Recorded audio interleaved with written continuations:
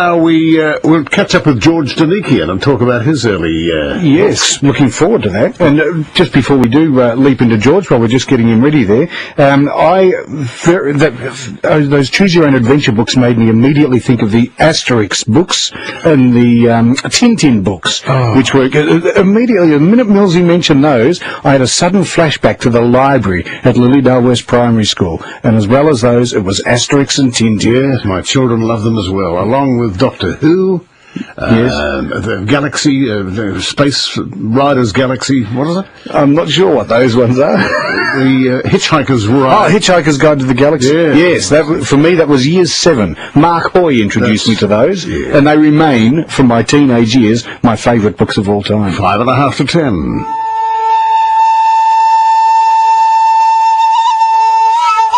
Is that fellow again? Oh, tell him to put a sock in it. That's interesting. I didn't know George Donikian played the pan flute. Oh, George is there. How are you, George? Gentlemen, how are you? Yeah, very good. Oh, Ken, fling the flute, will you? Put a sock in it. Bruce, how did the birthday party go? It hasn't stopped, George. It's still on. Now, George, were you you were in Europe, in Greece, as a little boy? No, I was born in that other suburb called Sydney. Sydney.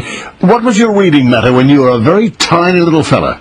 When I was a tiny little fellow, you've got to understand, I was a voracious reader. I had a godmother and a godfather who felt that the only way I could improve was if they could cram as much information into me as they possibly could. And the way they did it was they used to send me for my birthday or my name day an encyclopedia. Yeah, yep. really? Yeah, I all heard you hit the floor then. Yeah. And I would read in the encyclopedia from cover to cover.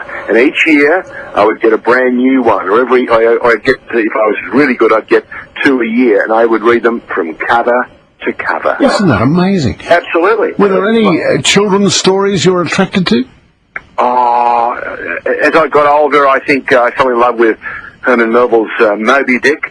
As I got into my early days of school, when I was about, I suppose when I was in 5th and 6th class, I can remember reading a gorgeous book by a guy called Godfrey Evans, who was the MCC wicketkeeper, played for the English team, and he wrote a book called Behind the Stumps.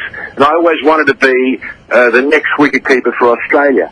So I tried and modelled myself on everything that Godfrey Evans wrote, and I imagined that I could take this fantastic catch down the leg side or outside off stump. It all looked pretty good. It all felt pretty good. It just didn't convince enough people to get me up there. Have you The reading was great. I love the reading. Have you ever had an interest in... That's quite interesting, that you go from encyclopedias, which are all factual, to a book like that, which is factual. Yep. I take it you've never really been into Star Wars and science fiction stuff like that? No. Lee Falk, who wrote The Phantom, was a huge influence. Even to this day, I'm a huge George R.R. Martin fan, and he's the guy that wrote the series Fire and Ice, and they have a television series at the moment called Game of Thrones. Well, I'm into book 3 of about 6 books, and I'm loving it, and it's like a brand new zip of energy. I've actually found the time to get away from the newspapers and all the new stuff I've had to cram into my head every other day, and I'm really reading a different sort of book. But I can remember reading, Treasure Island as a kid, as we had to, Kidnap, the Robert Louis Stevenson stuff. But I also fell in love. You got to remember, for me, English was a brand new language. I grew up in a household where we spoke 3 or 4 other languages. So English was another realm to sort of to mine, and it was fantastic. Sir Arthur Conan Doyle with the Sherlock Holmes stuff. Oh yes. But I fell in love with Banjo Patterson and those rhythms of Australia. Dorothea McKellar. Yeah. I love a sunburned country. All that sort of stuff. Beautiful. And Clancy the Overflow. All those things made this fantastic, I suppose, tapestry that allowed me to become the news anchor I could become later on, because they gave me a fantastic general knowledge. You must have been a deep-thinking little kid, to have gone on to that. No, I think we tended to be very insular, Bruce.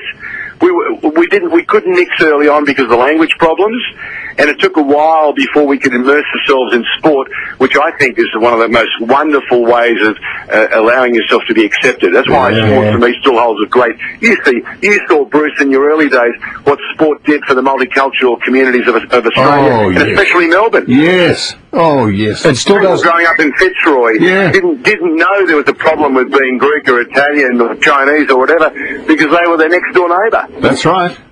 And you went to their house and you ate. You shared their stories. You shared their problems, and you also supported them in their hard times. Absolutely. So it was perfectly normal. Look, George, you make a lot of sense, and I enjoy talking to you. And thank you for tonight, and George. Simon, all the very best. Good on you, George. Thanks for that. Thanks, guys. Pleasure. Good night.